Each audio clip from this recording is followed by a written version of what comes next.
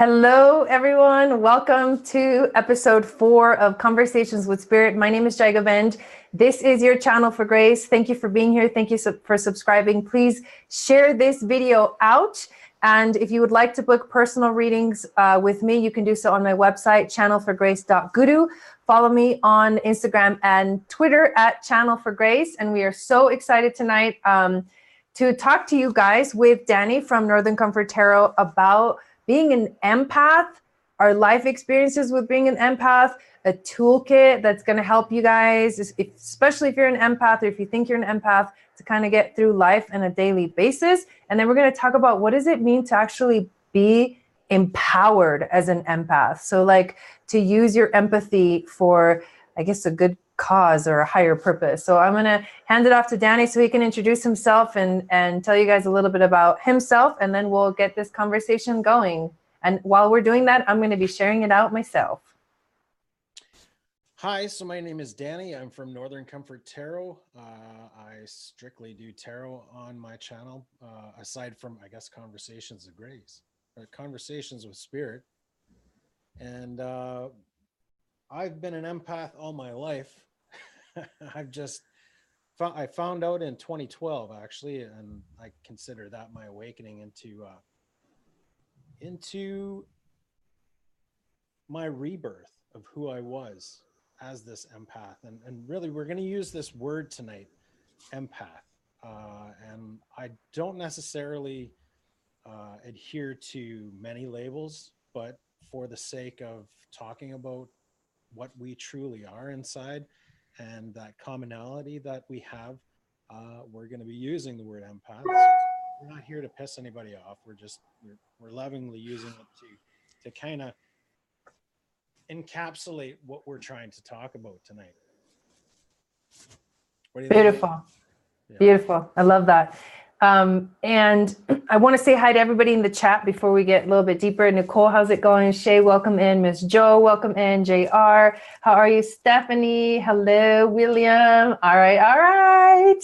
And Ellie, thank you guys for being here, you guys. So any questions that you have while we get on with the conversation, just put them in the chat. We're going to be periodically looking over there, and let's just get started. So I guess what I want to start with is to give, like you just did, Danny, a little bit of like the history of my life and how empathy has become a word that I use like daily now. And it wasn't always that way. It's like I didn't even know what was going on. And now I know. And so I feel like I'm much more empowered and know how to use this as a gift, right?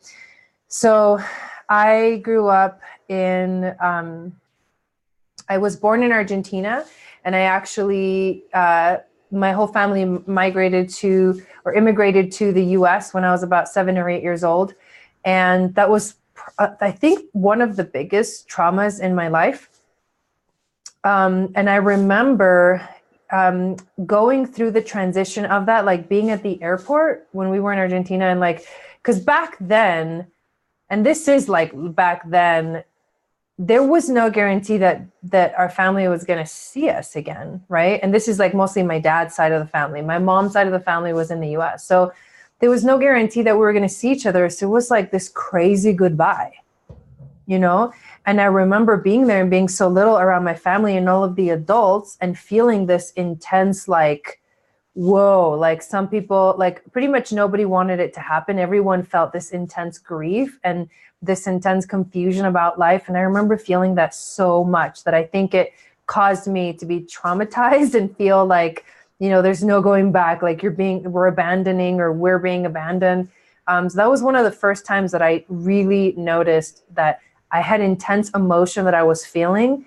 And I didn't quite know then what exactly I was feeling, but it was very, very traumatic.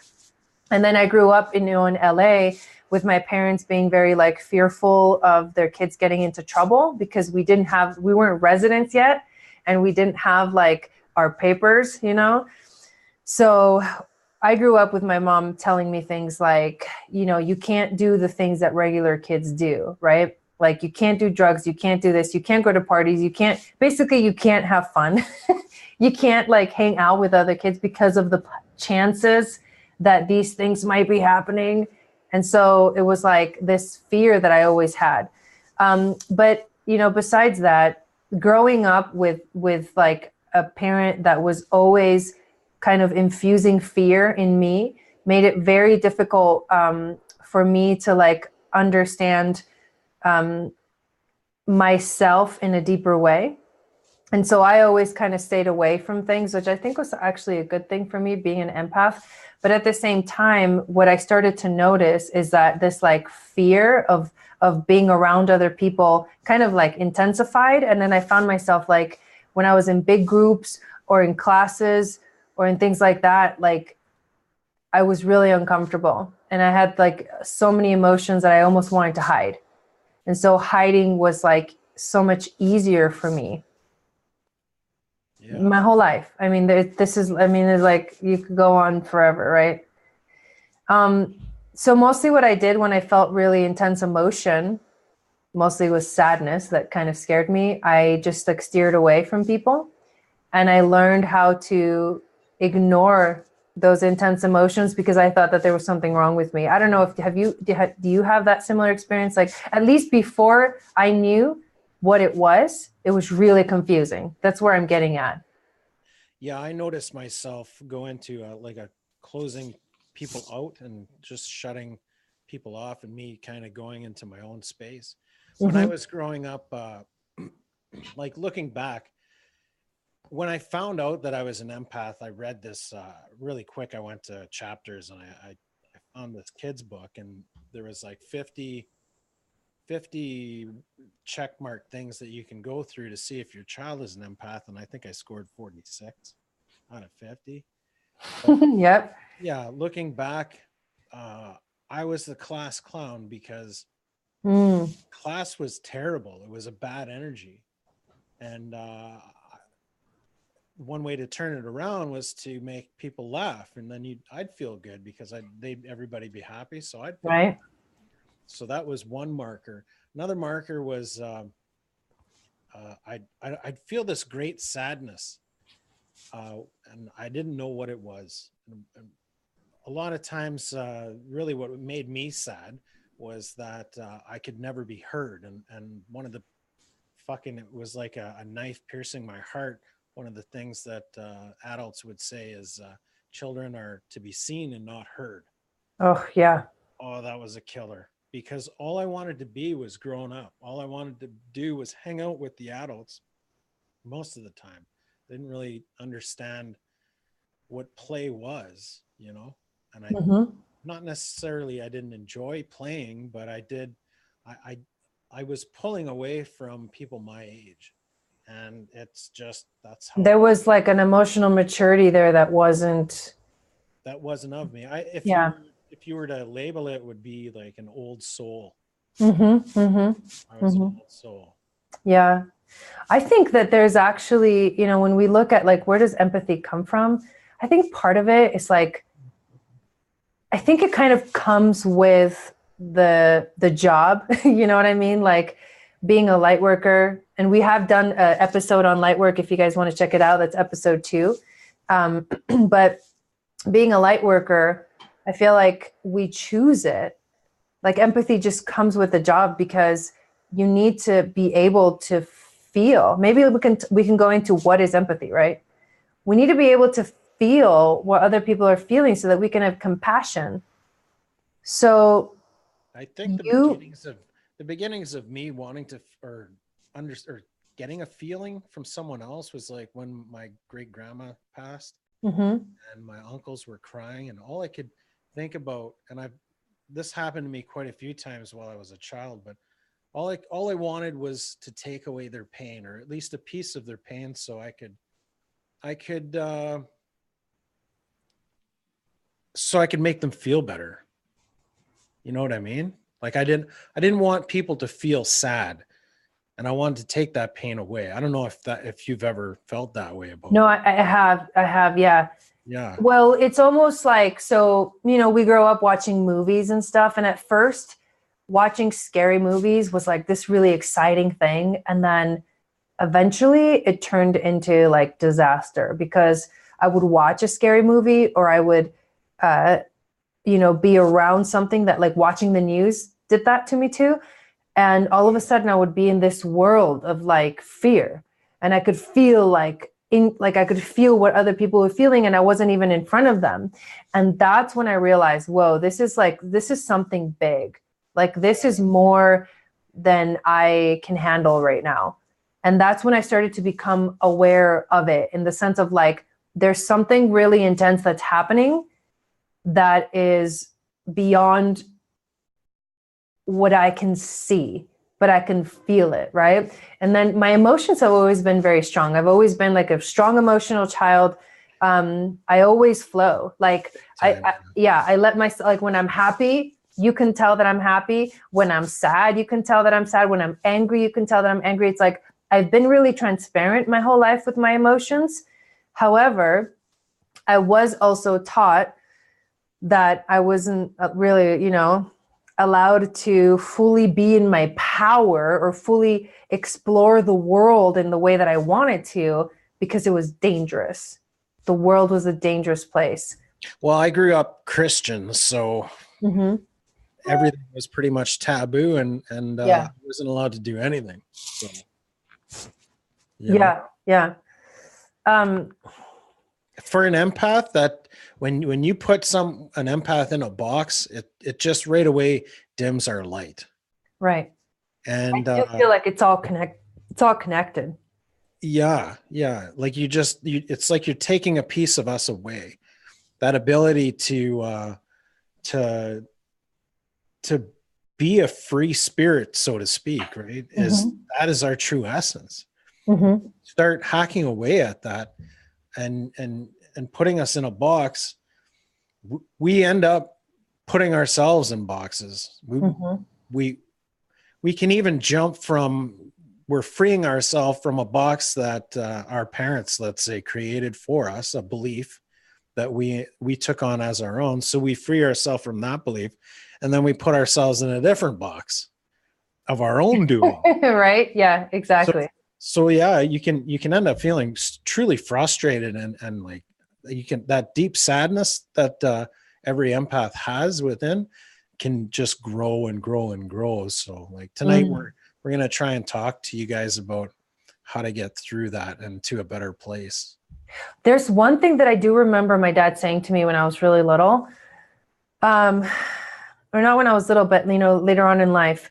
I remember feeling, because I was so sensitive, like I would cry a lot. One of the things that I noticed about myself is like I had these intense emotions and I couldn't hide them. Me too. And I would cry. Like, I would cry for other people. I would cry for the pain of the world. And I didn't know that that's why I was so sad all the time. Because there's no way to stop it. Like, we don't know when we're little. We're just like, we're all of it. And we feel all of it.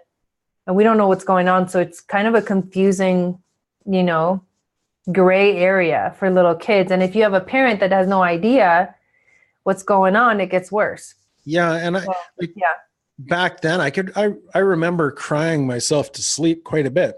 Me too. And I had nothing to be sad about, really. Right? Yeah, me too. Crying myself to sleep. Well, I remember my parents like looking at me like there was something wrong with me. And that is where it got really traumatic. Oh, yeah. I started to think that there was something wrong with me as well. And now I know that there's not, but it's been a long journey of discovering why. Yeah, my parents even kind of sent me to a makeshift counselor kind of thing to try and, see what was wrong with me. And I didn't like that at all. People picking my brain when I was a child was not the thing that I wanted to happen. Yeah. And then later on in life, my dad has said to me, I used to think that you were the weakest link. We had an older sister and a younger brother. My older sister was very independent as a child. So it's almost like they never had issues with her, except the issues that they had with her were like, because she was so independent, she would like reject the parents kind of a thing. Yeah. I was like, I needed my parents to like hold my hand everywhere. And then my brother was kind of oblivious to everything. That was like the dynamic, right? And so because I like needed like somebody to hold my hand, my dad saw me as like the weakest link. And he was like, I don't know how this child is going to get through life. Like if she can't handle these simple things, like I don't know how she's going to get through life. But the truth is that when you're an empath, you become very strong because you were able to feel everything. And now my dad has said to me, you know, you were actually the strongest one. Yeah, there's two ways to go. There's the way towards your true self and embodying your true self, or there's the other way, the dark way, the wanting to hide whatever this is that you feel, and that you feel too much, and you want to put on that mask for everyone to see that you're a tough guy, and you play sports or whatever, and then there's drinking and doing drugs and stuff like that to kind of suppress your gift. It's the numbing. It's the wanting to numb it. Because I think when you feel like there's something wrong with you, you're like, okay, what can I do to fix it? You're like, you try to fix it instead of try to understand you just want it to go away. Right. Yeah. Yeah. And I was like that for quite a few years. I didn't understand what I was, or especially like in your early 20s, like my teenage years was, oh my God. I was just thankful that was over. Because no matter what, I felt segregated. And even like my mother, whom I had a super awesome bond with, and she was my confidant and like my the one person that I could trust, and she ended up falling away too. And it was just like me, myself, and I, and it was lonely as fuck. And I had no one to talk to. And everyone outside of me was like, dude, what's wrong? Dude, what's wrong? You know? Mm-hmm. And I had no fucking idea. So I just kept on playing that tough guy. Yeah. Yeah. Monkey see, monkey do. Right. So, everybody else is drinking. So I picked up a bottle and yeah. Some people in the chat are talking about how they had to they learned to hide their feelings because they, you feel so, it's so awkward to feel so intensely. And here's the thing. I remember very specifically my last relationship. I remember literally talking to my partner and being like, why are you angry? And he would be like, I'm not angry. And he'd be like, I don't know what you're talking about. I'm not angry. And I'm like, no, I mean you're angry inside and I can feel it. I'm like, I don't know how to describe it, but I can feel that there's a lot of anger under there. Like there was somebody screaming inside, and he had no what's the word? He couldn't even recognize it.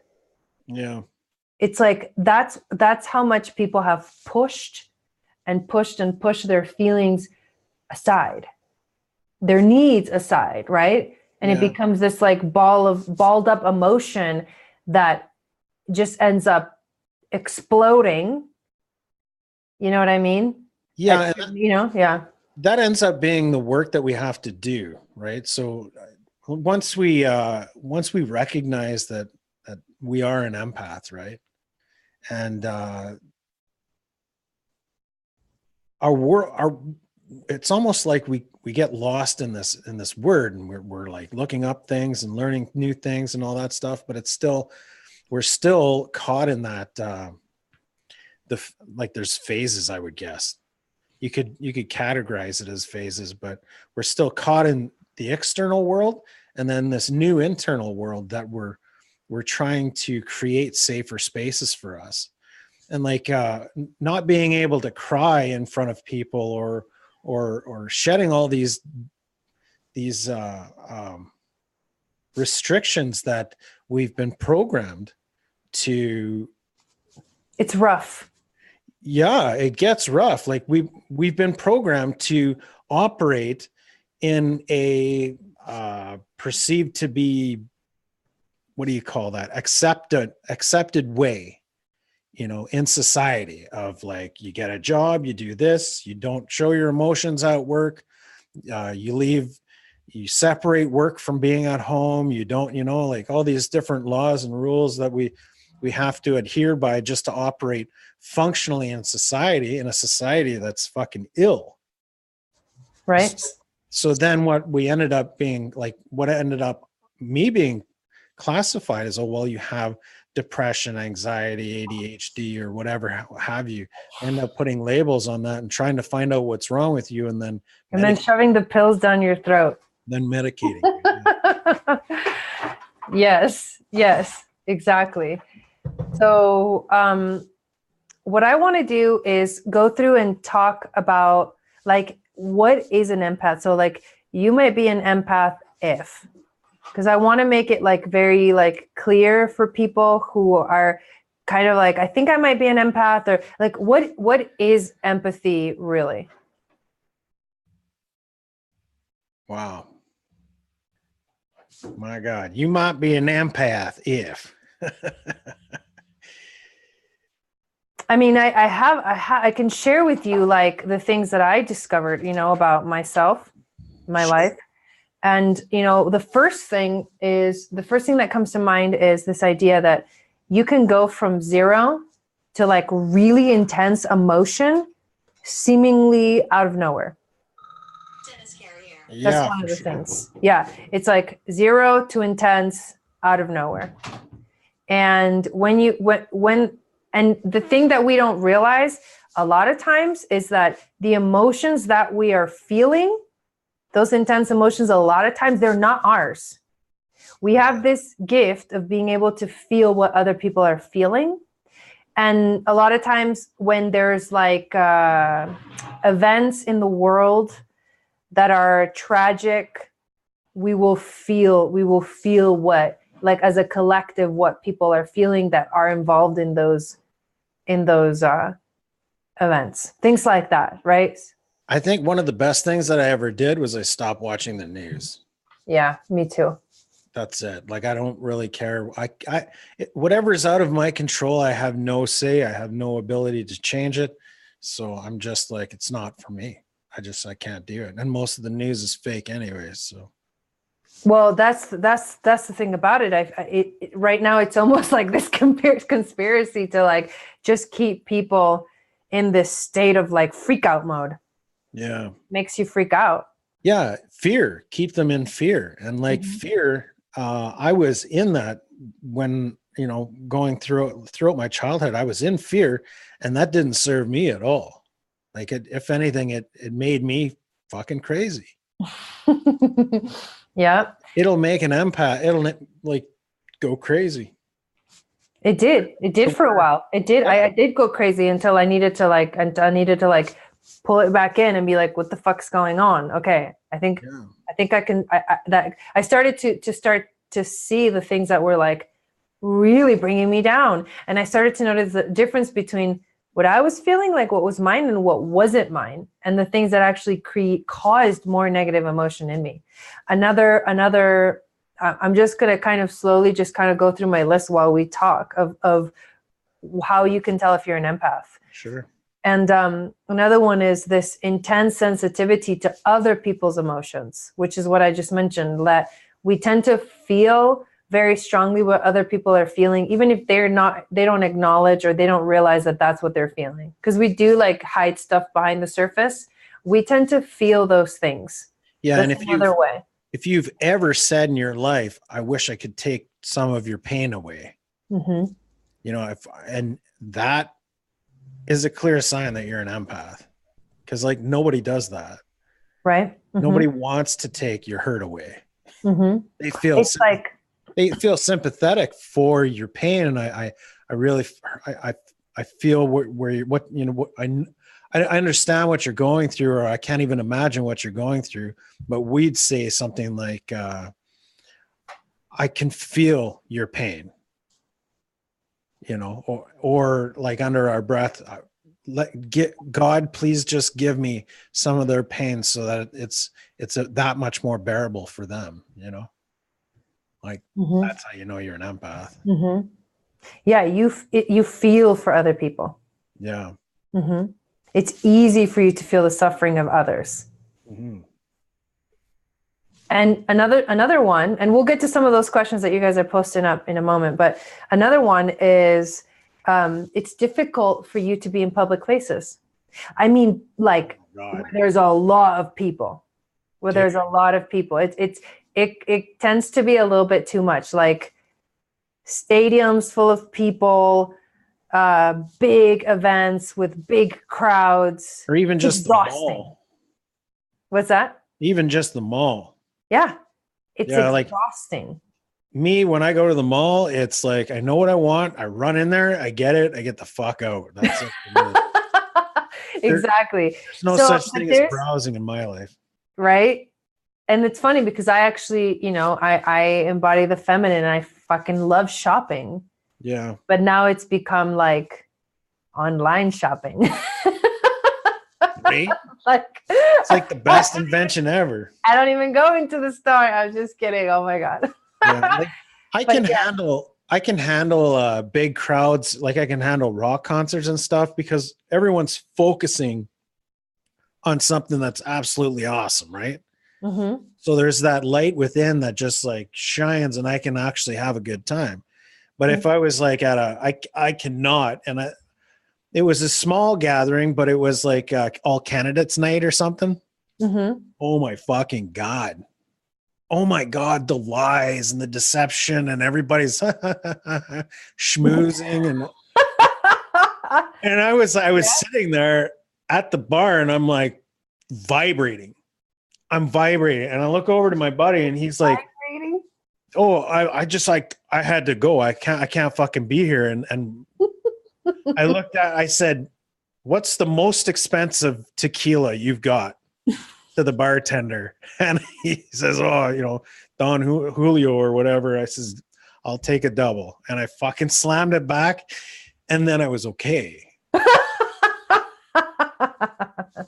He said don't slam it as I was slamming it back, but that's all it took to kind of calm me down. But that's like, you're an empath when you can't handle all the lies splashed around like oh my God.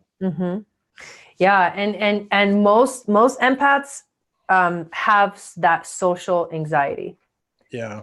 Have that. It's like you have anxiety for by when you are in public places because you can't shut it off. There's no shutting it off.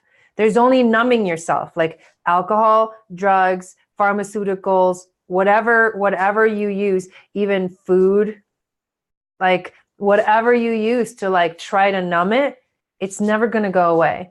No. It's just there. I actually believe we should make a distinction between being born an empath and actually, what I mean to say is that when I was talking about being a light worker and saying that empathy is just part of the job, is we actually aren't born empaths.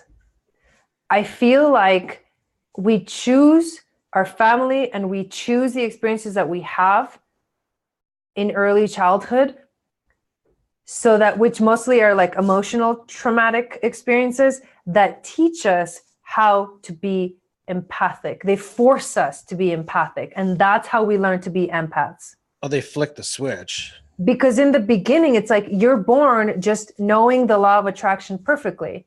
You understand it, right? Babies, it's like when you're like the negative emotion is happening, it's like it's very clear what's going on. When the positive emotion is happening, it's very clear what's going on. It's not like there's a hidden agenda or you're pretending to be happy when you're really sad. That's what I mean. I'm talking about like where emotions start to get confusing later on in life because we learn all these behaviors early on based on how we were treated, what we were allowed to feel or express, and what we weren't allowed to express. All of those things, like some of us have had to learn to know what people are feeling because our parents were so passive aggressive that there was no talking, but there was all like sensing.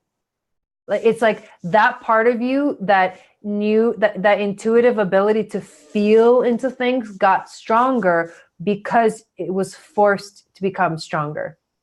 What do you think about that? Well, I think we come into this life just as we just as we left the ethers, and that's with unconditional love, and then that Mhm. just gets beaten down. Right? Exactly. It gets beaten down out of us. So I think becoming a light worker, yes, we absolutely need to go through the traumas in our life, and everyone goes through a trauma regardless of how big or small it seems. It's big enough in that person's life to react in a negative way that it hurts you, right? So Hmm. you Hmm. could have been smacked around when you were a kid, but to somebody else that, it's not as big as a near death experience, but to that person, yeah, it was that life changing Hmm. towards, well, I can't feel this way, or I can't do this. I can't be like that. I can't, putting yourself into the boxes, and then policing yourself so that you're acting properly, and you're that you're in that vibration that's allowed in society, right? Hmm. So I think to me, I think we all have being an empath in us. Hmm. It's just who who is going to wake up to um, that gift, who is going to wake up in this world, who is going to transcend the conditioning, Right. and Yeah, yeah, exactly. and truly say, this is bullshit, this is fucking wrong, and I'm not going to take it anymore. No, it's You know what? true. I Yeah. actually, um, another thing that comes up for me too, though, is how can I put this? So when we go into adulthood, there tends to be, I think this is something that actually needs to be addressed with empaths in general, Yeah. because this is very important. Because I feel like a lot of us get stuck in this mode of like, I need to protect myself from everyone. We get into this like, and that I feel like that's where we get stuck. But that's not the infinite possibilities of being an empath. That's not the higher purpose of being an empath. That's there's a gift there's a level to being an empath that a lot of us have not yet realized exists. Yeah, well, even like let's say in your teenage years, when you're searching out your tribe in your teenage years, it's am I a gothic person, or am I a skater, or it's trying to find this box, and we're the ones that don't get picked for the hockey team, right? And we're the ones that are left on the sidelines because we just don't fit into groups. We're not easily grouped. Well, that's because we've spread ourselves all over the world so that we could affect as many people as possible and find soul tribe, connect with soul tribe that's doing the work as well. Yeah. Yeah, and it took me a long time to get to here. Exactly. So what I'm kind of bringing up, or what I'm pointing out, is that if you feel like you're an empath, and you feel like, and we should talk about the different tools that we came up with for, if you feel like you need protection, right? If you're in the phase of like, I need to protect myself, because it For is a sure. phase. So I would say it's like, to me, these three phases are like coming up, right? The first phase is like complete confusion. It's like you don't know what's going on. You might even numb yourself. You're completely unaware, but you're living in a torture because of it, because you don't understand it. It's almost like the world's out to get you. It's an external hurt. Yes. It's like you're not taking responsibility for your manifestations. You're not taking responsibility for anything, and everything is projected onto others. Yes. Because yeah, you're just not aware of it. The Yeah. second phase, which we can talk about right now, is understanding that you're an empath, but then needing to take steps to make your experience of being an empath like doable, because you're learning how it works. It's like you're in the school of empathy and you're learning what your gift is. And as you're learning, you have to go through this phase of, okay, how do I protect myself? So why don't we talk about that? Yeah. Yeah. I didn't even know for the longest time. I think this, from that beginning phases of something's different in me, and my awakening, and Mm-hmm. then my lessening of the numbing drugs, whether it be alcohol or cocaine or like even prescription Cocaine. cocaine. Yes, yeah. Yeah, yeah. Whoa, Danny. Oh, well, I did it, but I'm just kidding. it was pretty boring.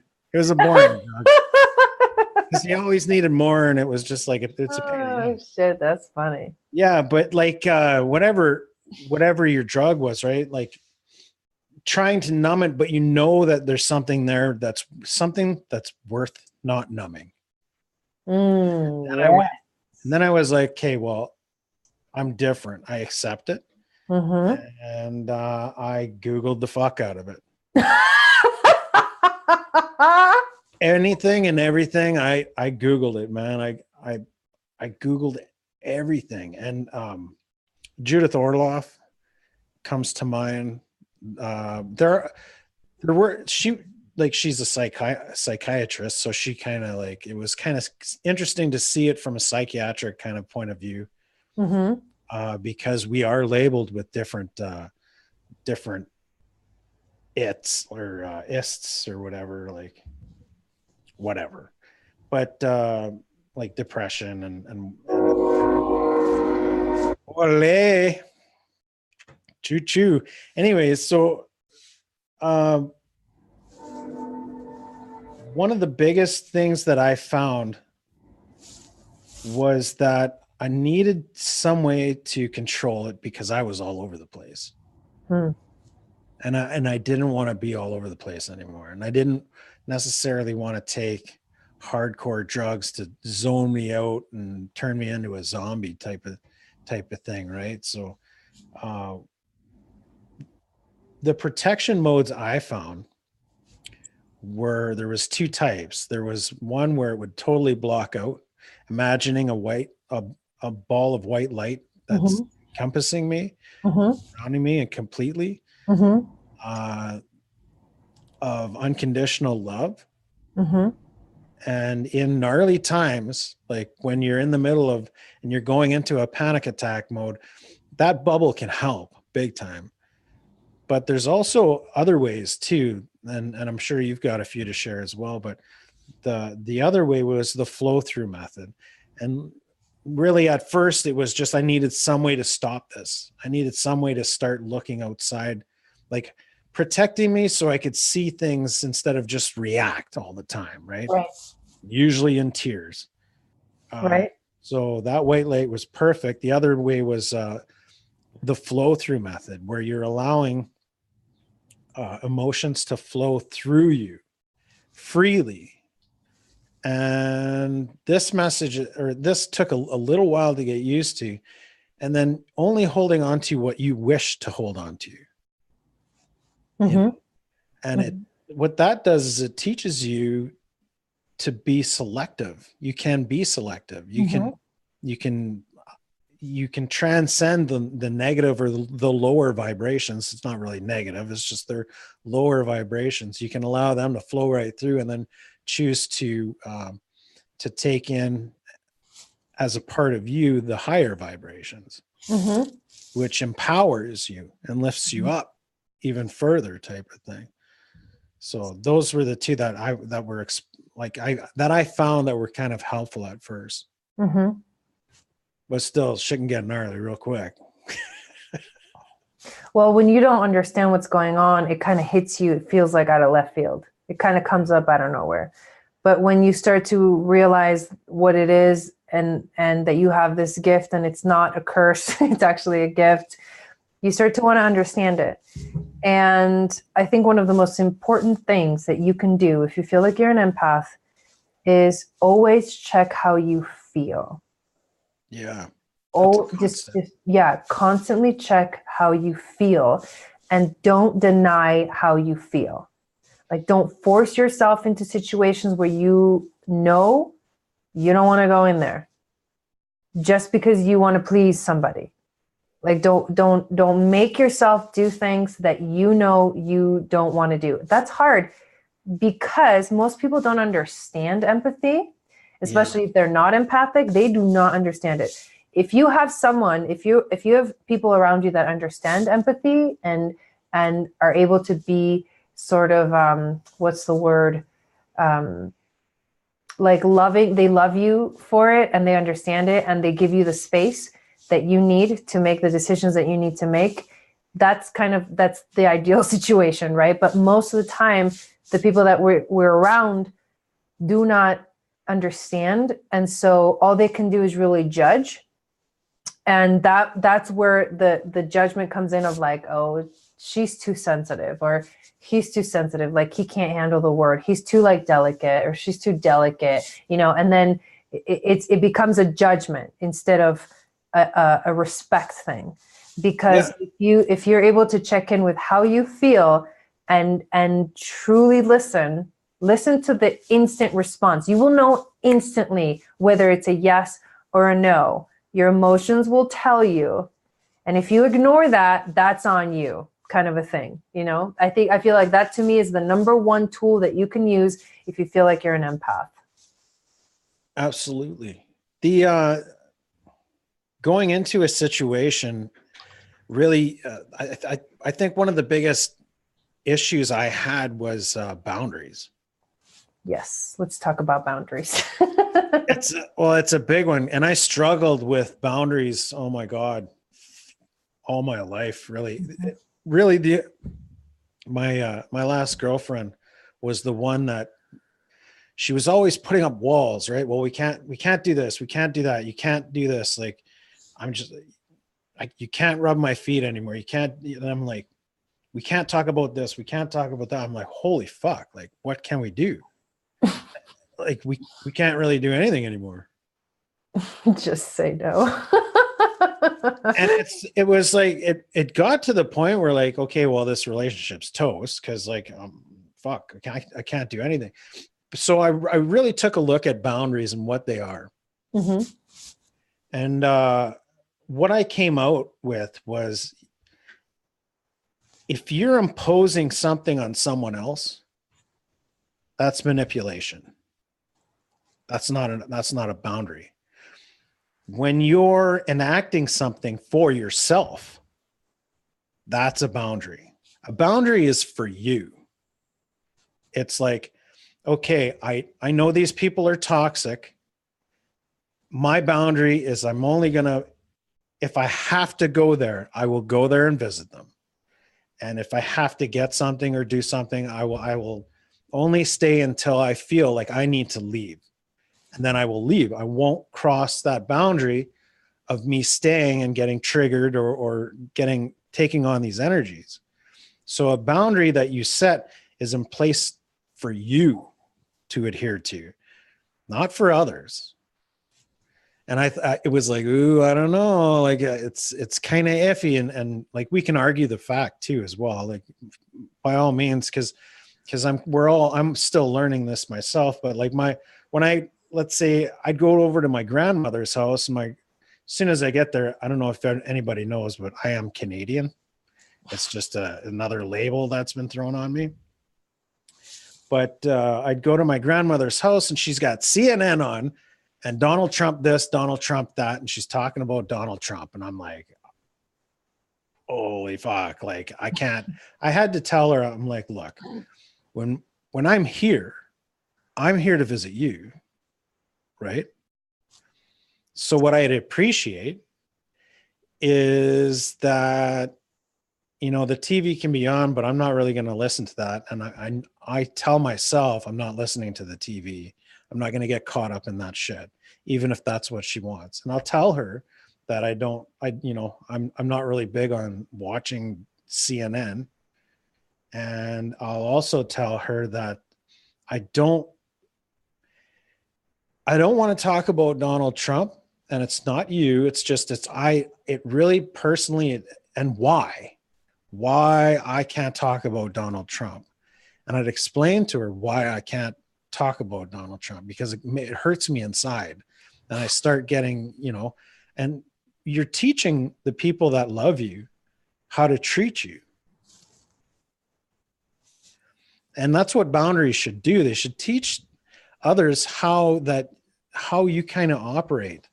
And it's not that, you can talk about Donald Trump all you want and I'll leave. Like that's another option that I have, is I'm just going to go evacuate the situation. Yeah. I'm just going to go. I've had enough. And well, why are you leaving so soon? And you can tell them, because like, I can't handle the Donald Trump shit. I can't do it. Yeah. Yeah. And I'm like, I'm bipartisan. I think the whole idea of politics is corrupt, but what do you think about that? Like, what do you think about boundaries? Well, is it similar to that, or? No, I do. I agree with a lot of that.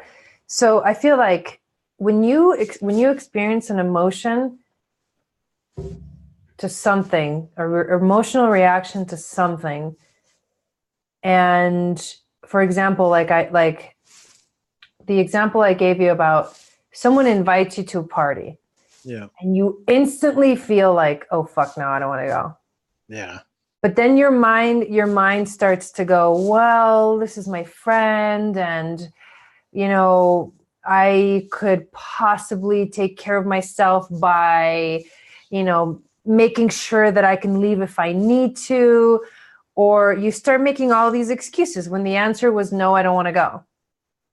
You know what I mean? Your boundary, like your no, I don't want to go, was showing you where your boundary is. Your boundary is, I don't really go to parties. Do you know what I mean? It's like, that's the boundary. So instead of putting yourself in a situation that you could possibly regret later, if you don't listen to those initial responses that you get, that's you not paying attention to, there's a strong boundary there that you're about to cross yourself. Yeah, and that's you staying. Put yourself in a situation where you're crossing your own boundary. And that's you having to stay true to yourself. Right. Yeah. Yeah. So boundaries is more about exactly looking at yourself, like where you're at. It's not about other people. It's not about telling other people what to do or what not to do. Like you said, it's not about saying, like you can't do this because of this and this and this, because we can't control what other people do or say. Exactly. We can control like how we know that we're going to respond in certain situations and take care of ourselves. So if it needs to be, I'm not going, it needs to be, I'm not going. If it needs to be, I am completely acknowledging that as I step into the situation, this could seriously trigger me, but I am going to do my best to like manage whatever comes up. Then you need to walk into that situation with full responsibility. Like you cannot blame anybody else, because you're the one that showed up when you knew that there was a big chance that you could get triggered. Especially if you got a spouse in tow, right? Like if you're going to a family dinner, Thanksgiving dinner, and you can't handle certain energies from certain people that are going to be there, you might need to take 2 cars. You know what I mean? Or right. There needs to be that exit plan already talked about, and that person, your better half, that's willing to take the cue that we need to go. Well, there's been times where Dawn and I, we're both very empathic, and we can't handle loud restaurants. You know what I mean? When we feel, and especially like when you talk about eating, right? Eating is it's like a sacred process. You're like nourishing your body, your temple, the temple of your soul. And when you're in a situation where you can't have a comfortable eating environment, a like relaxed eating environment, then it becomes very difficult. And so we've actually left restaurants even after we've put in an order. Like we've literally just walked out. Like there's also this aspect of it. When you find yourself in a situation, you're completely uncomfortable and you need to like get out now. Like you need to get out now without feeling bad for taking care of yourself. Do you know what I mean? Like you can't feel bad because, oh, we just put in our order and, you know, blah, blah, blah. It's like, no, in that specific situation that I was talking about, we were being treated like shit by the waitress and the owner. And so it was like, we did not feel welcome there. And we knew that if we ate the food in that state, in that emotional state of, I don't feel welcome, I'm not okay, there's fear right here, we would have not digested it. And so we made the decision to just like get out. And we went to go eat in a completely different place. And we were so much better. And you need to like learn that it's okay to take care of yourself. And you need to forget about how other people are going to feel because you're taking care of yourself. Because in that moment, it's almost like a do or die. Like you're either going to keep yourself in the situation and make yourself feel worse and go through this like uncomfortable experience for what? For who? You know, it's like, is that worth it? No. Right?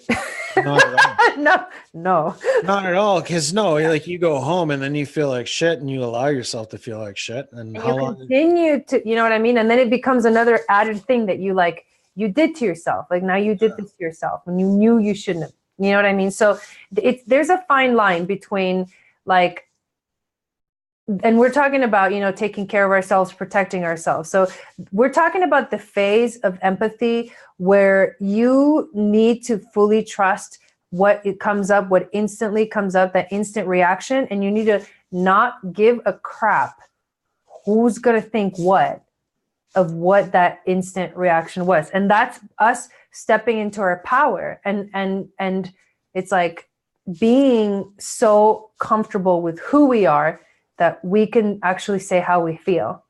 It's our intuitive self. And really that's the key. Right. Yeah. That's the key, is to start trusting that thing that you'd push away, that little voice inside that you'd usually push away because it doesn't fall under the construct of what we've been programmed to think. Right.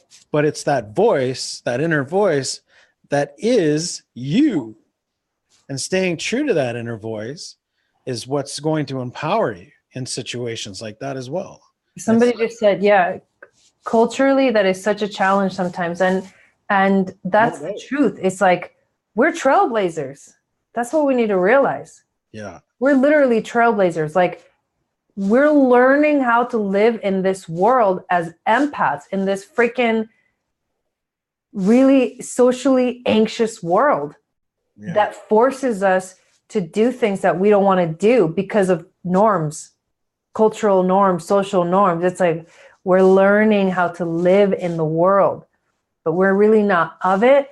At the same time, we're all one, right? So there's this like, it's interesting to talk about creating boundaries and knowing like when you need to like separate yourself from it. But at the same time, we come here to teach that we're all one. So how does that fit in? I guess that comes up as a question. Yeah. Try being an empath and living with an empath that's pretty wild, man. Especially, I mean, I've gotten used to, well, and then you can go even further. It's like, try living with an unawakened empath. Yeah, no, that's the bigger. Yeah. Oh my God. Yeah. Oh my God. Like kudos to Dawn, because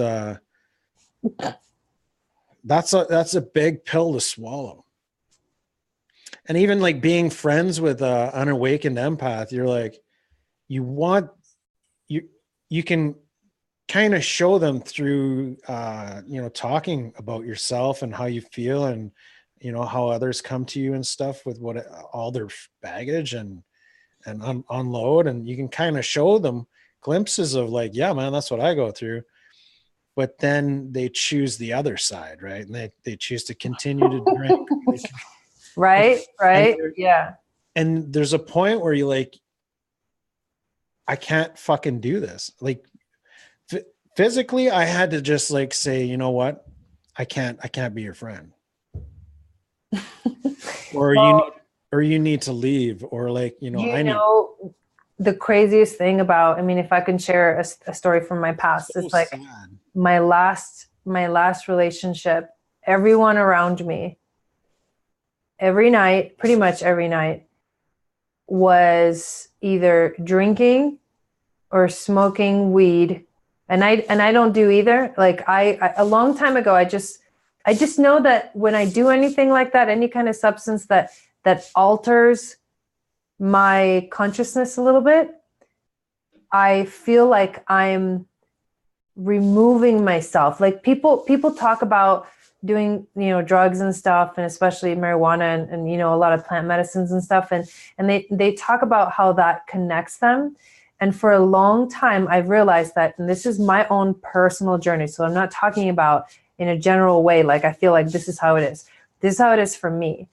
When I do anything like that, I feel that it actually separates me. It doesn't connect me. It actually it shifts my consciousness, and it makes me, and it's like I get confused. It's like I don't know where I'm at. Especially with alcohol never did that. Like it feels like you're like relaxing and like you're in a better place, but the reality is that it's complete avoidance behavior. Yeah. Well, it allows you to disconnect really from source. Right. It's a disconnection. It's not, it never felt to me like a connection. And so in this last relationship, literally every night people were drinking and smoking around me. And I'm sitting there like, it feels so awkward. Yeah. It feels really awkward to be around that kind of energy, because it's not just about the actual action. There's a culture behind those things. Yeah. And it's being in that culture that is what makes it uncomfortable for somebody who doesn't, you know what I mean? So I literally, part of the reason why I left that relationship was because of that, the alcoholism and the constant like being high. And I just felt like people just like numbing themselves out all around me, and me being the only one willing to actually talk about things that needed to be resolved, but no one else being willing, because they just wanted to numb themselves out and party. Like they just wanted to like relax and not think about it. And it's like, there's something about that seems like that is so against what I came here to do in the world. Yeah. And it's like, it goes totally against the essence of you. Like you don't fit in anymore with this. You don't vibe with it anymore. And that's absolutely okay. But it also, like, you feel segregated and you feel left out. Right. Yeah. That's how I felt. Like I felt like an outcast in that community the entire time that I was there. That entire time I was ignoring my initial response. I was like, I don't belong here. This is not my world. I don't like this. And I know I don't like it. So why am I still here? Oh my God, I'm still here. Oh my God, a year later, I'm still fucking here, until it got to a point where I was like depleted. I was completely depleted and so like unsatisfied with myself for not listening to what I really needed and not listening to what I really wanted, that I finally took the initial step towards taking care of myself. And I left and I got myself my own apartment, and I didn't even know how I was going to pay for it. I had no idea how I was going to pay for it, but I was like, you know what? I'm going to trust right now. I'm going to trust that because I'm taking I'm finally taking a step to take care of myself, that I'm going to trust that the universe is going to take care of me back, because this is what I was supposed to be doing this entire time. So if you feel like you're in those kind of relationships, it's like, you've got to look at what are you doing to yourself by staying in those relationships? Because we can talk about having relationships, being an empath and being with someone that's not an empath, and then being an empath and being with someone that is an empath that doesn't know, that just, like, so relationships are really intense when you're an empath. They can be really, and that was just an example of how it can play out, you know, how you might be feeling it playing out in your life. Yeah, I watched myself. My vibration was rising, and it was like I was saying goodbye to a loved one at the same time. It was just like the one I loved the most. I had to say goodbye, and it was a sacrifice, but I was also, you know, trusting the universe that this was the way I needed to go, because I couldn't live like this anymore. You know what I mean? And I'm kind of stuck in the small town, and I have no one out there that is on the same kind of vibration as me that I can talk to. But really, when I let go of the one that I love the most, that's when everything started to change. Mm-hmm. That's People are, when, yeah. what's that's when the ascension started to happen, and it just everything started speeding up, and everyone pretty much fell away. Mm-hmm. But at the same time, my tribe started coming in. Yep. All of you guys. Mm-hmm. Somebody just said in the chat, Allison just said in the chat, that most people are numbing because they don't know how to get out of the pain. And the reality is that people are numbing because the only way to get out of the pain is to go through it. You have to face it. You have to face those things that scare you. These are traumas from your past, from your childhood, that if they are undealt, they will be like little bombs ready to go off for your whole life until you freaking deal with them, until you face them, you sit with them, and you literally take care of those parts of yourself. Because you're talking about, so like you go into the past and you go into childhood, and most of the time, most of the reason why you have all these traumas is because as a child you didn't understand. So it's like you got stuck somewhere energetically, and it like fragmented. You know what I mean? It like separated itself from you because it didn't understand. And that piece of you was left there, you know, on the ground or whatever. That's just an analogy or a symbolism. And then you just kind of kept going, and you realize, well, actually, I feel like I'm not whole, right? A lot of people feel this, like they need to numb themselves because they don't feel like they're the whole person. And that's part of those things that got left behind. And literally what your fears are, what the pain is that you're dealing with, is it's like you're running away from a little baby that's crying that just needs to be picked up and held. That's what healing is. It's going back to those moments where you left a part of yourself, and then picking yourself back up and loving yourself in that moment, and allowing yourself, validating yourself, saying, it's okay for me to feel this right now. I don't need to change anything about it. I don't need to fix it. I don't need to understand it. I just need to let myself fucking be with it. And that's validating yourself. That's validating your feelings. And that's why this whole part of feeling like we need to protect ourselves is actually part of the process. It's not the end of it. It doesn't end here. Yeah. It doesn't end with like, I always need to like hide. Because I can promise you that there comes a day where you no longer feel like you need to hide.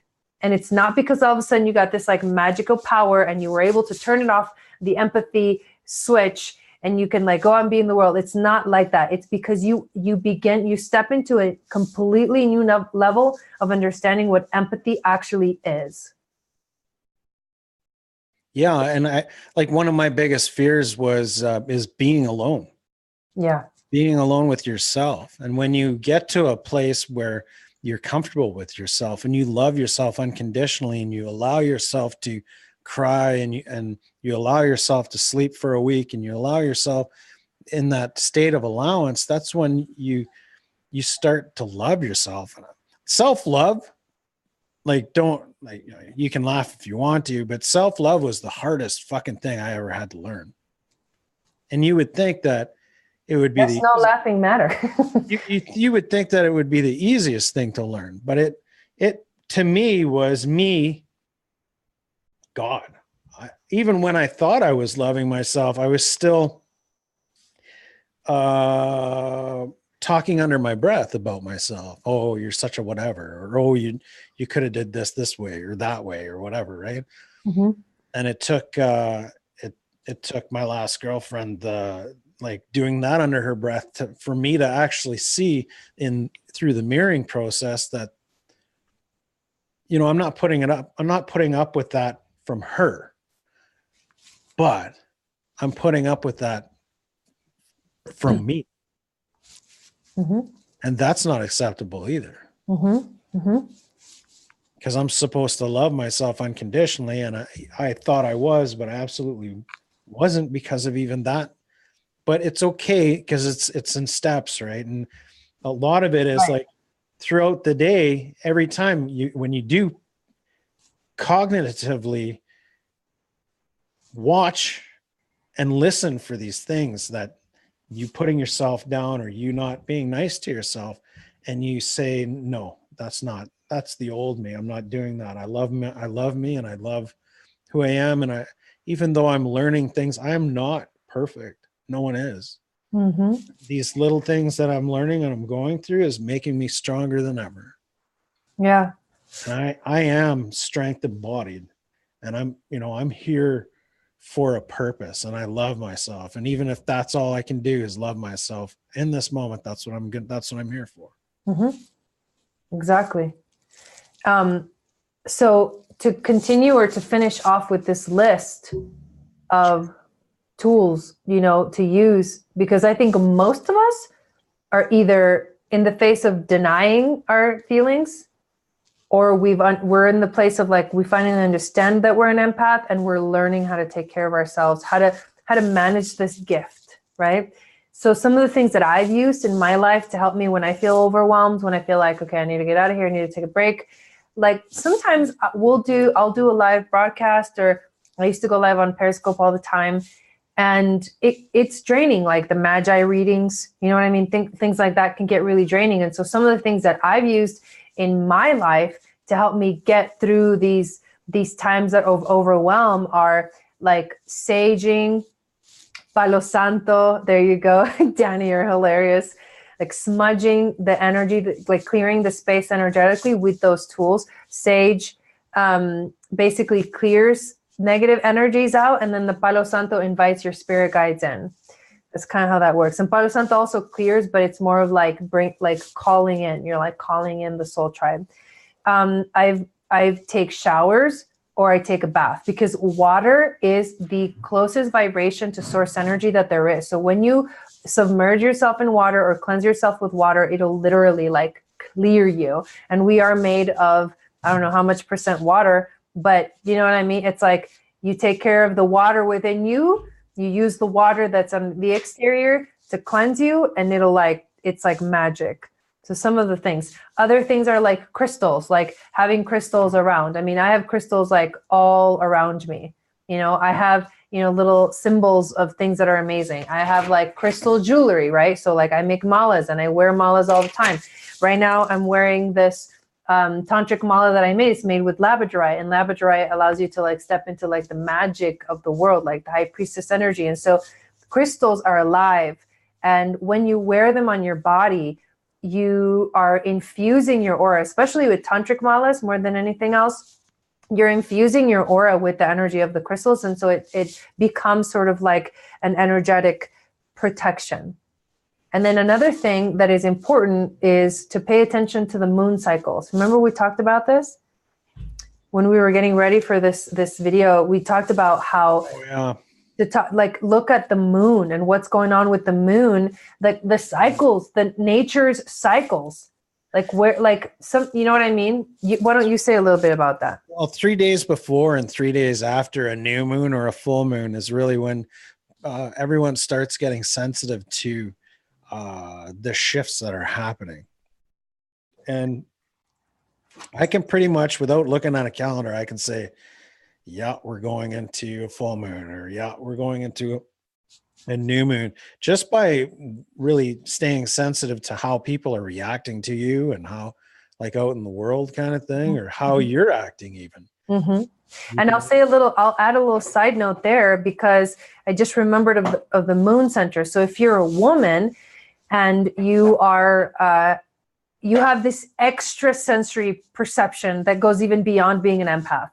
You have these moon centers that you go through every 2.5 days, and it switches, and then it switches, and then it switches. And you're like having to look at both what moon center you're in, what cycle the moon is in, what cycle your moon cycle, like, right, your physical moon cycle is in. I mean, there's a lot there to look at. I'm actually going to be doing a moon goddess masterclass where I'm going to talk about the moon centers. Just wanted to throw that out. I'm getting ready to start planning that out and setting a date and everything for all you ladies that like really need help, like figuring out how to start bringing this awareness into your life. Dude, I'm interested. I'd like to understand more fully what's going on with women in their centers. You know what I mean? Like, it's because I feel like I'm in the dark. Yeah. We'll talk about that later. Yeah. No, totally. No, it's fine. But I just mean like that there's a part of being, you know, in the sacred divine feminine expression as a woman, as in a female body, that brings in this like epicness of like intensity that goes even beyond what we're talking about, that if it's not understood, can be part of like why I think as women we're still in like this confused state. Yeah, and I'm all about empowering women too. Like I love empowered women. I'm attracted to those types. So like if I can aid in heightening that empowerment, that's like that's beautiful, because that's what we need. Yeah. We need men who step into the masculine, right? Who step into their masculine. Part of stepping into the masculine as a man is holding space for the feminine. Absolutely. You know what I mean? And so like when the masculine fully holds space for the feminine to flow, right? It's like that rock, the solid rock. It's like the masculine is like the solid rock, and the feminine is like the ocean, that the waves that come crushing in and out. And sometimes, you know, they're like these intense waves, and sometimes it's very a gentle, you know, flow or whatever. But it's that stability that the masculine can hold that gives the feminine room to breathe and express itself and be who it really is. Be what it really is, which is this like full creative, inspiring potential. It might be a good topic for another episode. Totally. There's like so much, I'm sure that can come out of that conversation. Yes. Yeah. So those are some of the tools. So I want to talk a little bit. Why don't we look through the chat and see if we missed any questions? Because we've had a lot of comments tonight, you guys. I want to thank you guys for being here. This is amazing. I think I saw one question that came up a little while ago that said, do you think that all empaths are introverts? What is your take on that? What do you call? I'm ambidextrous. I'm like, there's another word. It's like that you can be both, right?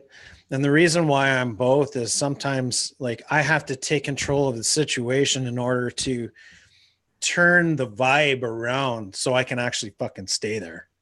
I love that. That. It's like taking action, like, okay, whatever is going on here, I'm not okay with. And if I'm going to stay, like, I need to like bring more light into this freaking situation so that I can actually handle it. So I become the party, right? So to speak. But yeah, most of the time I'm an introvert. I don't necessarily go out, and I'm not comfortable with people. I love people, but I love them over there. You know? Exactly. What about you? I'm dude, it's interesting because my need to be very like private about myself is very important. But then I'm like, I mean, I'm a total extrovert at the same time. So I agree with you. I don't think that that empaths are always introverts. That's, I No. guess that's the answer to the question. And if you guys have questions, please put them in the chat now, because I'm looking at the chat right now. So if you had a question that didn't get seen that you put up there a while ago, please put it up again so we can answer some questions right now. Before we actually get into this topic that I really want to talk about, that is like the most exciting thing for me, which is how to step into an empowered empath. How to step into being empowered as an empath, and what does that look like?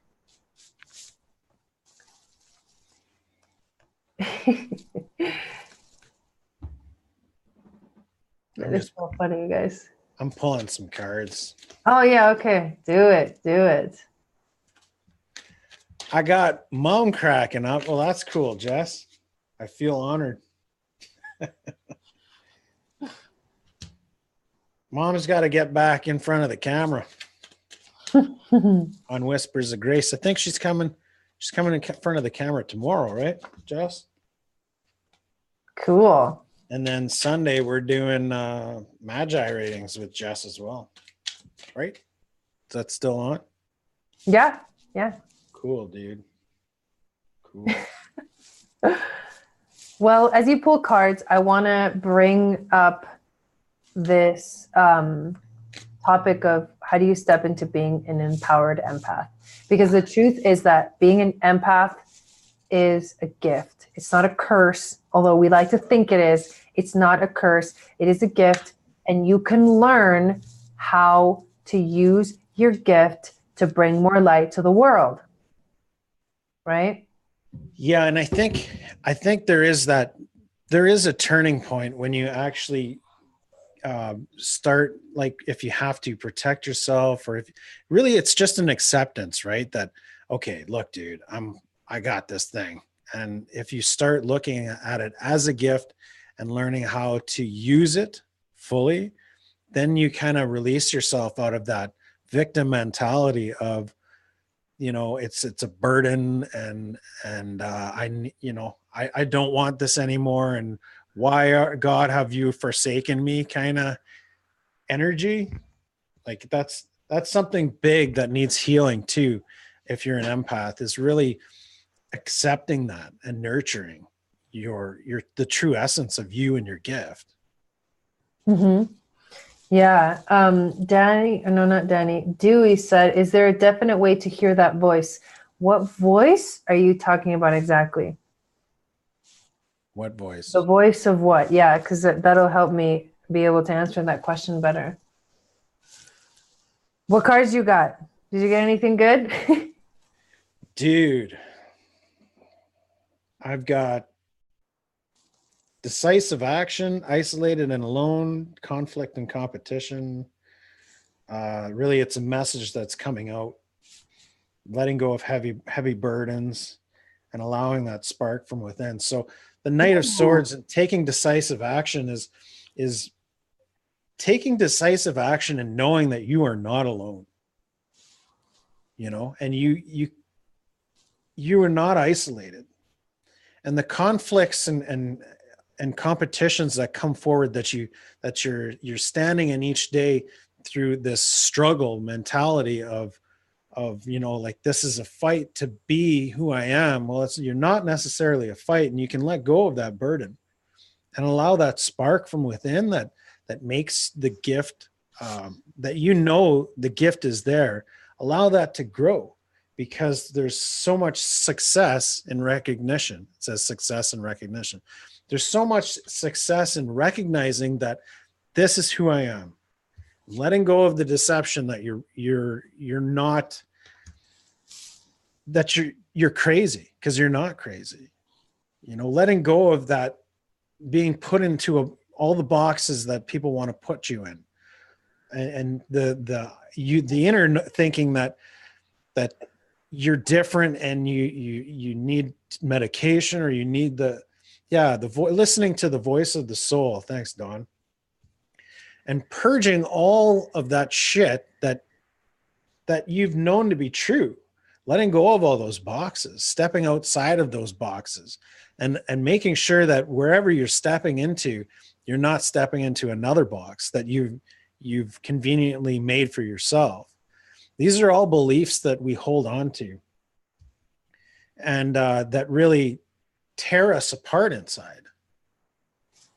And it's the conflict that we're in is an inner conflict that we need to let go of and come back into union with ourselves, our external selves with our internal selves, and raise our vibrations. Forgiveness, and I'm almost done.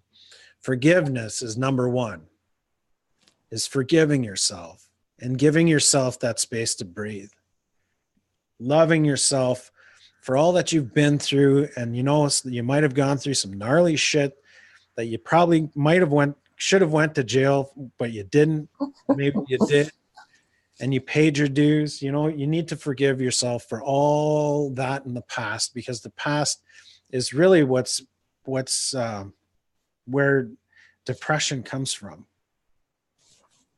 Or just not being good enough and not upholding this level of whatever the fuck. So letting go of all of that and reuniting with the divine masculine, divine feminine within, reuniting with that flame, that spark that's within you, that is your true self, and allowing that to grow, giving you the fresh start that you need, and surrendering to it's the naked 80s ladies. We're over here. The camera that you're. Oh yeah, it's the naked. There you go. Naked 80s ladies card. I switched cameras on myself, so. Yeah. So yeah, really stepping into your power that way is through surrender. Through surrender that you are this divine being that cannot be restricted, that cannot be withheld, and that's the power you need to step into. Of all this shit. Yeah. So to answer your question, is there a definite way to hear that voice? You get better at it the more you listen to it. So you have to practice. So when you feel like you hear something, a gut feeling, a gut emotion, act on it and then see how you feel afterwards. When you find yourself in a situation where you feel really uncomfortable, ask yourself, how did I end up here? Was there anything that I felt that said, maybe I shouldn't be here, that I didn't listen to? It's about really listening. It's like learning how to listen and to sort of decipher between what is the communication that's going on here between you and your soul. Most of the time, if you're making excuses to do things that normally you wouldn't do or you don't like to do, that's you ignoring that voice. Because when you're in your head. So if you're in your heart, I feel like that will tell you your truth, because the heart doesn't go, well, I don't want to make this person feel bad because I'm their friend and I don't want them to think anything bad of me. That's the mind. That's the thought. That's not the heart. The heart loves unconditionally. The heart loves you and the heart loves the other person. And the heart understands that just because you need to take care of yourself today does not mean that there's anything wrong with you and that you're completely okay in making that decision and you're not going to feel bad about it. And, if the other person is also in their heart, they're going to fully understand. And the truth is that it doesn't even matter if they understand or they don't. Absolutely true. But if you're in your head, you're not in that voice. You're not listening to the voice. Yeah. And some people they use meditation to get to that space where they're truly in tune with source, and they can listen to themselves without the mind chatter. Others, it's nature. You just go out into nature and sit by the lake and just allow the voice to come to you. You can ask it a question and it'll even tell you the answer. That's how in tune you can become, where meditation happens without even having to sit down. Or it can happen on a walk even. You can Mm-hmm. meditate and be with spirit throughout the day. Ask it questions while you're doing the dishes. Exactly. So I want to keep answering some of these questions that are coming up. There was another one, I can't find it right now, but something about somebody said animals, empaths and animals. Like, are empaths usually connected to animals or something like that? And the truth is yes, because we feel, we understand that animals are sentient beings, although they're not conscious beings, like awakened like us. They are sentient beings, so they can feel. Absolutely. And so we will watch an animal and be like, that animal is feeling intense emotion right now. And they actually, most of the time, they'll feel what you're feeling. They're just like loving companions of you. They'll take your pain for you. Yeah, that's when I've noticed that with my cat. If I'm super sad and in my darkest kind of nights, um, she's always laid and stayed beside me throughout the whole thing, never getting up, and that's her taking on that energy that I'm having a hard time processing, and she's alleviating that and clearing it for me, kind of thing. But also at the same time, if I leave the door open and I'm doing readings or I'm in conversations with spirit, she can feel the high vibe and she's all over me. Mm-hmm. Mm-hmm. Yeah. So animals definitely are, sentient beings. And as empaths, I feel like we can definitely connect with animals. Big time. Terry asked a question. Can you please list the crystals you were talking about? I didn't specifically talk about any crystals. I just showed you guys this necklace that I'm wearing. And this one is made with labradorite and gold. And this necklace is, labradorite is good for like stepping into your high priestess power. It's like magical powers, stepping into that. So labradorite like helps you like step into that, like the magician or the high priestess card, right? But other crystals like clear quartz is really good for magnifying the energy of other crystals. And it's also good for clearing and also working on the chakras. And there are so many. Amethyst is really good for like spiritual connection, your third eye, the higher chakras. It just depends. There's so much information about crystals out there. Hematite and black tourmaline. Anything dark is more for grounding. And then anything like lighter, I've got selenite. Selenite's super beautiful if you want to raise your vibration and open up your third eye and kind of like throughout your ascension. That's the one that I keep close to me. Like when I do magi readings, I've got selenite on me. I've got my medicine pouch, Mm-hmm. Yeah. Mm-hmm. Yeah. This is selenite too. They've got selenite towers. Yeah, those are cool too. Yeah, these are super cool. And even like if you go into a store and you're looking for crystals, grab one, hold it. Like this one's just like energizing me big time right now. Mm-hmm. You'll feel the energy and take them home. And when you take them home, cleanse them too. You can check out online how to cleanse the different different things, but putting them out in the full moon is one good way. One way, yeah. Yeah, because some can't handle water and they'll fall apart. Mm-hmm. So let's talk about, this is the last thing we're going to talk about. How, what does it truly mean to be fully empowered in your gift? And today I watched a video that gave the example of the most like popular figure that we could ever think of as being an empath. And it was Jesus Christ, and how he was the empath. He was a healer that was an empath because he could feel what other people were feeling.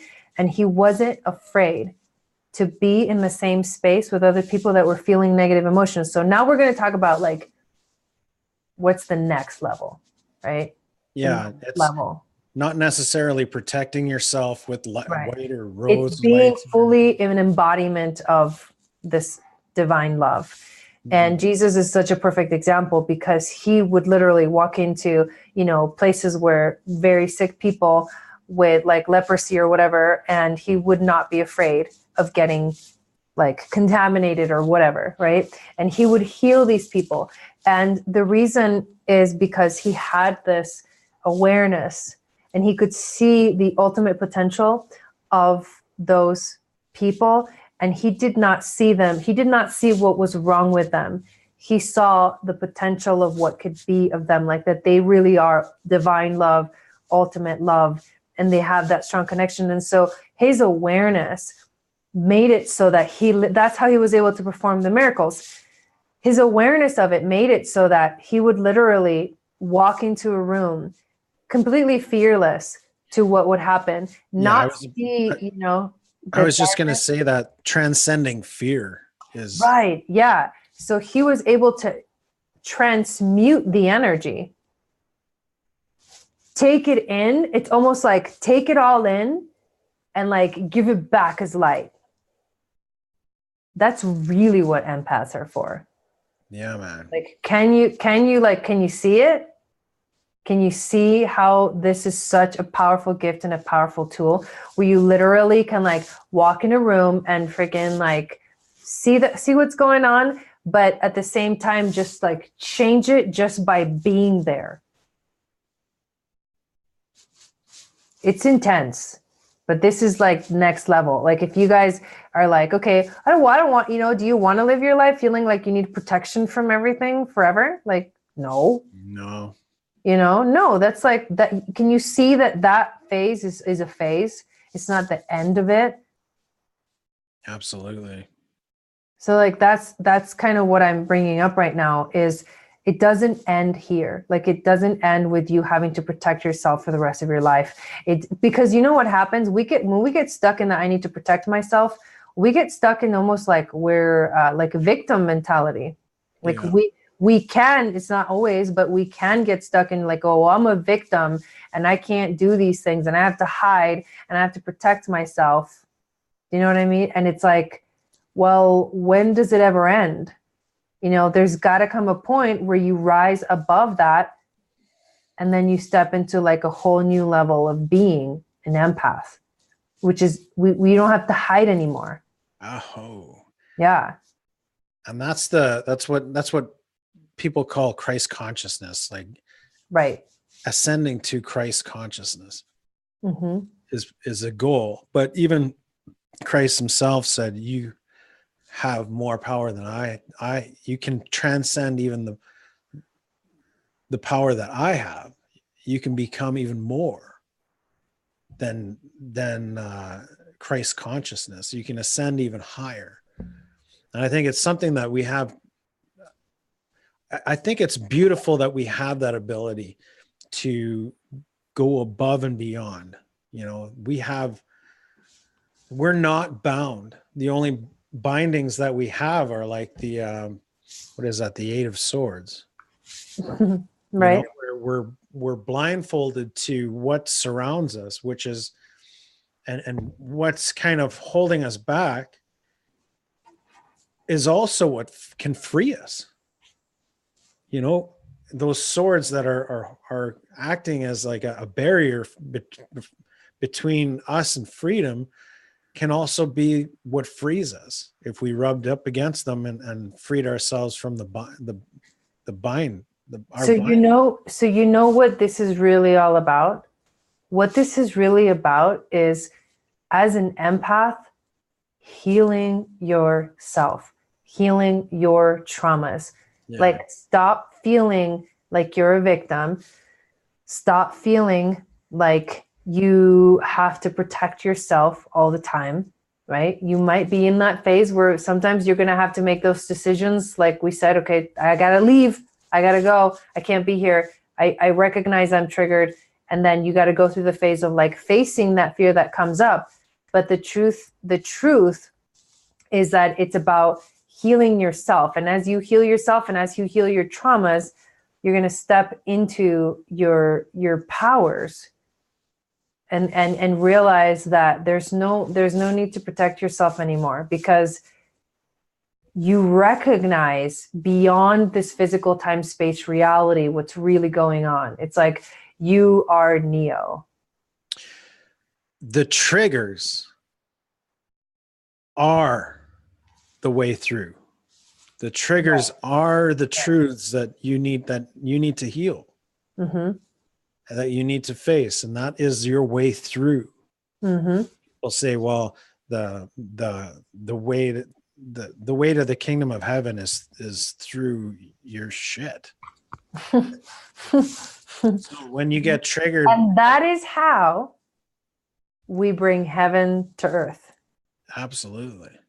Because a lot, there's that phrase of like, hell is a place on earth. You know what I mean? And hell is like being lost in the mind. That's hell. Like being lost in your trauma. That's hell. That's suffering. That's like constant suffering. Yeah. But being able to step into like more, light, understanding, awareness, healing, going through the darkness to get to the light. And then finally being able to live with joy, with actual true joy in your life, where even if there's something that triggers you, you know exactly what to do. Oh. You know how to take care of yourself, That's like...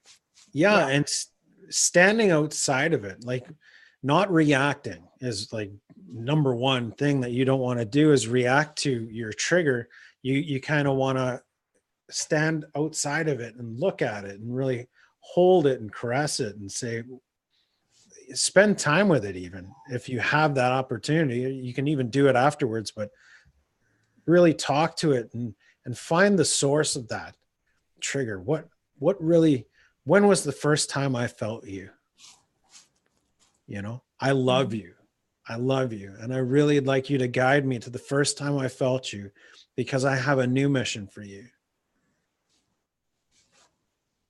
Really go back and feel it, and then, let it go or give it a new job to do. See, now that this fear, I'm going to turn you into something good, and you're going to be whatever. You're going to be the poster child for the new person, the new enlightenment, another phase in my enlightenment that's just filled with love. Like that's the way through, is to really look at the triggers that you go through and love them, because they're there to teach you the lessons you need to get to where you need to go. Raising your vibration. Yeah. Becoming like Christ. Exactly. Yeah, man. Yeah, I remember I used to get triggered all the time. Now it's like hard to trigger me, which is, in a way it's nice because I get to breathe, where before I didn't get to breathe as much, but it took a long time and a lot of dark shit, a lot of time in dark shit to get to where I am now. And I'm not saying that I've transcended to Christ consciousness even. I don't even think I'm close to 5D. But I loving where I'm at and loving the path that's unfolding for me is even just staying in that energy of loving where you're at and loving that it's all about the adventure. It's not about the end result. Like we're here to achieve Christ consciousness. It's not about achieving Christ consciousness. It's about living and enduring and loving each gift, each trigger that ascends us and brings us one step closer to, Exactly. So, I mean, I think we did a good job of going through, talking about what is an empath, what can you do to protect yourself if you're in that place of needing to take care of yourself, which is, paying attention to your emotions. And then where's this all going? Like, where's this all leading? Because that's my passion. It's to help people evolve to higher states of awareness. And that includes understanding that your emotions are the biggest guiding system in your entire life. Your emotions are literally like your soul, like speaking to you. And the more you get better at listening the easier life is going to get. Yeah. Gratitude. Exactly. Yeah. So yeah, and keep listening to that inner self. Like keep listening to that your intuitive self, because that is your true self. That is your true essence. So if something says don't turn right and you were going to turn right and you're like, why wouldn't I turn right? Don't fucking turn right. Trust it. Keep going straight. Take the next right. Like you never know what's down that right might not be right for you. That's awesome. Well, thank you guys so much for watching. Thank you guys for being here. Thank you for the support in the chat and for sharing this video out. We do this show every Thursday at 9 p.m. Eastern time. I believe next week we're going to do it live on Danny's channel, which is Northern Comfort Tarot. So make sure you guys follow that channel. And if you have any questions and you guys are actually watching the replay of this and you weren't in the live chat, then make sure that you put your questions or comments in the comment section, because we will look at that. If anybody has any suggestions on future topics, please let us know, because we want to talk about what you guys want to talk about. So anything that you're curious about, just like definitely let us know. Absolutely. So thanks so much, guys, for coming out. I feel the love, and I send out so much love to you guys. I love big, man. So get ready, because I got a whole whack of love. Bam! I'm shooting out at you. Yay. Oh, somebody said Akashic Records. Good one. Records. Good one. Good one. Yeah. I'll write it down. We have a list going too, you guys. So we'll get to all of it. Bam. Thank you so much. Love you guys. And Boo Birth wants to do a closing prayer. you want to do a closing prayer? Do you want to do a closing prayer? I should have did the opening prayer. Yeah, we didn't do an opening prayer. No. I think it's a little late now. Let's close her off. Go ahead. Okay. Creator, thank you so much for the opportunity for our tribe to come together tonight. Thank you so much for Spirit that stayed with us and gave us their guidance, our angels and ancestors. And really, there's so much opportunity for us to share with each other and learn from each other and grow towards Christ consciousness, towards that unconditional love that we need to share and transmute on this planet, to allow consciousness to rise in vibration and to allow for our light to shine, not only within each other, within our groups, but to be a collective light that shines for others out there and awakens them onto their paths and their journeys. And we thank you for this. Through Christ's name, through Buddha's name, through all those teachers that came to us to show us the way to raising the vibration of the planet. We thank you, Satnam. Satnam. Thanks for that prayer. So have an amazing rest of your week, you guys, and we will be back next week on Danny's channel with Conversations with Spirit, episode 4. 5? 4? Just 3? No, this is episode 4. So I think it's episode 5. It doesn't even matter. I'm gonna lose track anyways, but we'll let you guys know what we're gonna talk about. Yeah. Satnam, everybody. Take care. Much love.